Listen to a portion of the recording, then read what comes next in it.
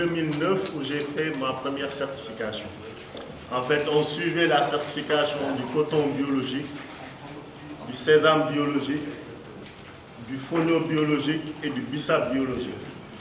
Mais comme c'était des produits qu'on destinait à l'exportation, on prenait le certificat EcoCert.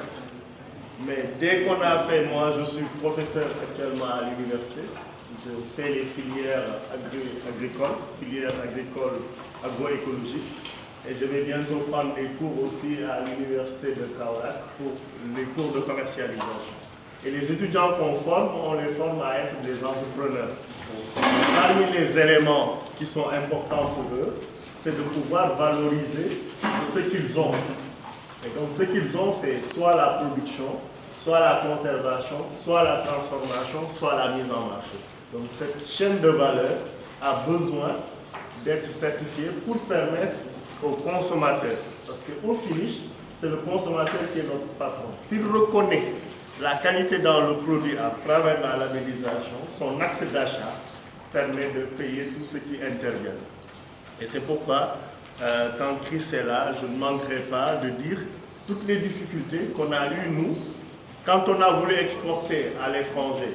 C'était possible parce qu'on répercutait directement le prix de la certification sur le coût de production. Mais quand on a voulu s'adresser au marché local et qu'on a répercuté le prix de la certification qui était très élevé sur le produit était devenu inaccessible. Parce que le coût de la certification peut aller jusqu'à 20% du chiffre d'affaires que vous réalisez sur le produit. C'est énorme. Et donc, on a envisagé des systèmes alternatifs. Moi, je faisais partie de ceux qui ont créé le label local qui s'appelle ASD, Agriculture saine et durable, qui est reconnu par les consommateurs, et on a organisé des marchés de niche, des circuits courts de commercialisation.